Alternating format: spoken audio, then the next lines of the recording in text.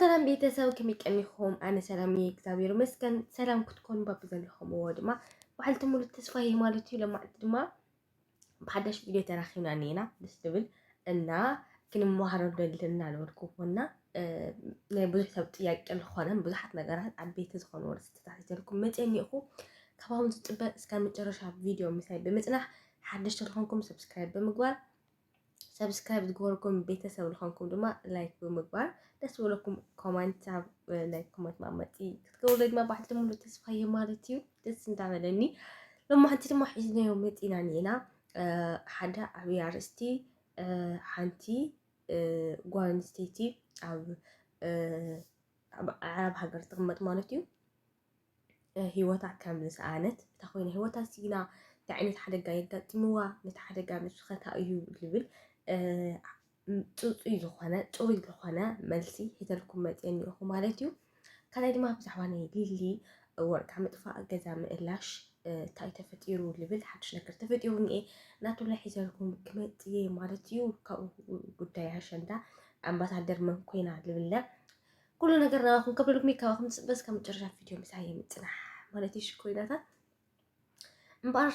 ናፍቲ ዝርዝር ዜና ክንሓልፍ ከለና ሓንቲ ጓል ኣንስተይቲ ከመና ማለት እዩ ሂወታ ሲኢና ኔቶ መንግስቲ ሰማይ ዋርስታ ከምኡን ንወለዳ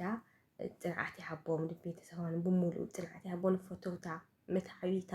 መሓዙታ ብምሉእ ማለት እዩ ፅንዓት ይሃቦም ክብል ይደሊ ቅድሚያ ብምወጣል ድማ እዛ ጓል ኣንስተይቲ እዚኣ ብዓረብያ ተቐቲላ ብዓረብ ተቐቲላ ህይወታ ድማ ሲኢና ማለት እዩ እዚ ኩነታት እዚ እንታይ ተፈጢሩ ንብል ማለት ብርግፅ ብጣዕሚ ይሕምም እዩ ብጣዕሚ ምናልባት ካብ ልቢ ለይምባል ለይምስተውዓል ኣንቢብካ ዘይምሕሳብ ከምኡ ዓይነት ነገራት ምናልባት ኣዶኖ እንታይ ከም ዘደፋፍኣ እሱ ድዩ ደፋፊዋ ዋላ ባዕላ ድያ ብቻ እና እቲ ጉዳይ ጥሪ ሕፅን እንታይ ዝበሃል ሕፅር ኢሉ ምናምን ክነግረኩም ከለኹ እታ ቆልዓ ንብዙሕ ዓመት ዝሰርሐታ ገዛ እያ እታ ሰበይቲ ድማ ሰራሕተኛ እያ ያው ሰብኣይ ሰበይቲ ሰራሕተኛ እዮም ማለት እዩ ስለዚ ከምኡ ዓይነት ሓሳብ ምስታ ሰራሕተኛ ኣብቲ ገዛ ዘኒኤቶ እና እቲ ሰብኣይ ዝኾነ ነገር ከም ዘለዎም ጥርጥር እታ ሰበይቲ ማለት እዩ ምስ ጠርጠረት ድማ ናብ ስራሕ ኢላ ሎማዓንቲ ኢላ ሻወራ ገይራ ክዳውንታ ቀይራ ምሳሓ መሲሓ ምናምን ናብ ስራሕ ሄዳ ወፂያ ድማ ኣይተረፈቲ ማለት እዩ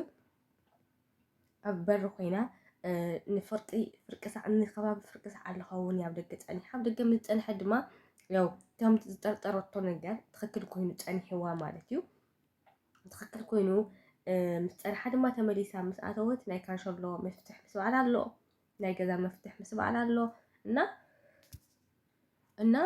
ናብዚ ገዛ ተኣቱ ከላ ድማኒ እቲ ጉዳይ ዝጠርጠረቶ ነገር ትክክል ኮይኑ ፀኒሕዋ ብርግፅ ማለት እዩ ስለዚ ነዚ ጉዳይ እዚ ምንም ነገር ኣይተናገረቲ ንምንታይ ከም ዝገርኪ ንምንታይ ከም ዝገርካ ምናምን ኣይበለቲ ንደገ ወፅያ ዝኾነ ሕማቕ ነገር ፍፃሜ ዝፍፅመላተ ብገንዘብ ግዜ ኣምፅያ ኣብ ልዕሊ ዝቆልዓ መጀመርታ ናይ ስቅያት ኣውሪዳትላ ብዙሕ ነገር ብዙሕ ሽግር ክወርዳ ጌራታ ማለት እዩ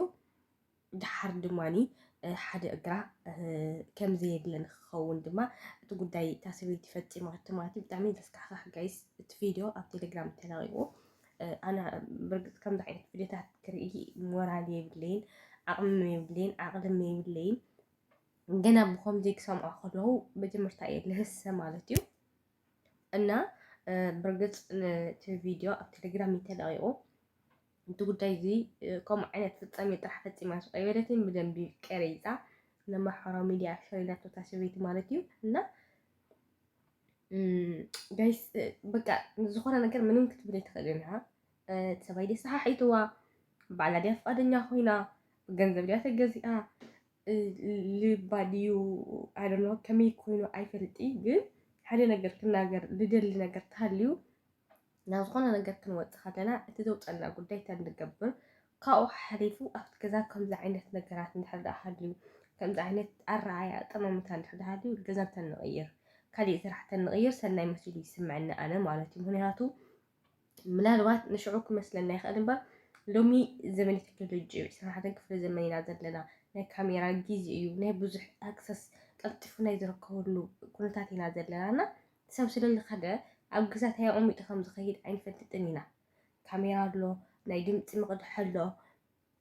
ብዙሕ ነገራት ስለዘሎ ዓብዪ ዝኾነ ጥንቃቐ ተንገብር ቀዳማይ ነገር ፅቡቅ ካልኣይ ነገር ከምዚ ዓይነት ነገራት ዘየናብረና ምሳና ዘይኸይድ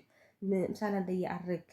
ህይወትና እንደየማርሕ ለይሕግዘና ለይድግፈና ሰብ ኣብ ጎንና ንኩሉ ግዜ ዘይኸውን ንሕና ዘይንውንኖ ነገር እንተነይ ዘይሕዝ ናብ ህይወትና እንተዘይነቕርቦ እንተዘይነምጦ ፅቡቅ መሲሉ ይስምዐኒ ማለት እዩ ብእውነት ጋይስ ማለት እዩ ብዙሕ ሰብ ጥያቄ ስለዝነበረ ክሰርሕ ስለዘለኒ ይሰርሕ ኣለኹ እምበር ብጣዕሚ ኢሰዓልቲ ትሒዘኒ ይኹና ቅድሚያ ይቅርታታ እዚ ድምፂ እዚ ምናምን ከይድሩ ኣብ ታሕቲ ድሕቲ ትወርዱ ዝለሓሸ ድምፂ ኣለ ማለት እዩ እና እንታይ ክብለኩም ደልየ እቲ ጉዳይ ትክክለኛ ፍጻሜ እዩ ብርግፅ ግን ካብዚ ከምዚ ዓይነት ኣተሓሳስባ ዘለና ሰባት ክንኮን ንኽእል ኣወዳት ክንኮን ንኽእል ኣጓላት ክንኮን ንኽእል ብዘይግድስ ዓብዪ ዝኾነ ጥንቃቄ ተንገብር ፅቡቅ መሲሉ ይስምዐኒ ህይወትና ካብ ምስኣን ወለድና ገፅና ከይረኣዩ ሓዘን ካብ ንገድፈሎም ተስተኻኸልና ትክክለኛ ዝኾነ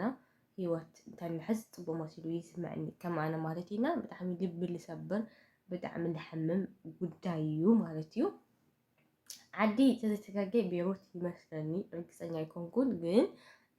መስለኒ ኣብኡ መስለኒ ቤይሩት ይመስለኒ እና ስለዚ ብዝተኻለና መጠን ጥንቃቐ ተንገብር ፅቡቅ መሲሉ ይስምዐኒ ካብ ከምዚ ነገራት ለእግዚኣብሔር ኣምላክ ይሰውረና ካብኡ ሓሊፉ ብዛዕባ ሊልና ኣሌክስ ጉዳይ እቲ ፓስፖርቲ ኣብ ዝሓለፈ ነጊረኩም እየ ርግፀኛ ኮይነ ነግረኩም ሊልያ ወሲዳቶ ሊልያ ኣልዒላቶ ብምልዓል ኣነ ምስኣ እየ ትክክለኛ ውሳነ ወሲነ እየ ዝሓስብ ሓደ ሰብ ሓደር ዝገበረ ሂወት ዝመርሐ ከምዚ ዓይነት ፍጻሜ ከምዚ ዓይነት ኣረኣእያ ኣጠማምታ ኣሰራርሓ ኣይሰርሕን እዩ ተዘይኮይኑ ግን ዝገበረቶ ውሳነ ትክክል መሲሉ ይስምዐኒ ንሳቶም እውን ምናልባት ናህና ቪድዮ ሰሚዖም ክኾኑ ይኾኑ ኣይፈልጢ ንዓኦም ጠርጢሮሞ ማለት እዩ ምዝጥርጥርዋ መሰረት ድማ ኣብ ገዛ ከይዶም ንክፍትሹ ተገዲዶም ማለት እዩ ብጣዕሚ ዘፀይፍ ብጣዕሚ ዘፅለኒ ፓርቲ ምእላሽ ማለት እዩ ገዛኻ ናይ ባዕልኻ ጓዳኻ ፓስፖርቲ ምስ ቤስት ፍሬንደይ ዘይከርኩ ኢልካ ገዛኻ ንሚድያ ገዛኻ ንካሜራ ገዛኻ ንምእላሽ እንታይ ኣሎ ውሽጢ እንታይ ይለዓል ምናምን ኣይፍለጥን ቤትና ሊለ ብሕጂ ሰዓት ኣልከብል ዝኾነ ጦርነት እኒኦ ኣብዚ ኩነታት እዚ እናሃለወ ዱላባት ምእላሽ ክዳውንቲ ቦታ ምእላሽ ኣቑሑታት ምእላሽ ጠረጴዛ ምእላሽ እንታይ ማለት እዩ እግዚኣብሔርን ብጣዕሚ ኣሌክስ ወሪዱ ጋይስ ብጣዕሚ ዘናደደኒ ፓርቲ ገዛኻ ምእላሽ እንታይ ማለት እዩ ኣይወሰድኩ ተይታ ኣይወሰድኩ ኣርባዕተ ነጥቢ ካሊእ መፍትሒ ምፍጣር ካብኡ ሓሊፉ ግን ገዛኻ ምእላሽ ተንጠውጥዎ ነገር ተበላሸወ ነገር ብዙሕ ነገር ኢኻ ዘይተስተኻኸልና ዝተኻኸል ኣለዎ እንዲያም ይቅርታ ክሓት ኣለዎ እንዳ ሰብ ገዛ ሰብ ሓደ ካሊእ ሰብ ኣምፂኻ ጓዳኻ ምእላሽ ጓዳኻ ምፍታሽ ፅቡቅ መሲሉ ኣይስምዐኒ እና ብዙሕ ነገር ዘተዓዛዘብ ስለዝኾነ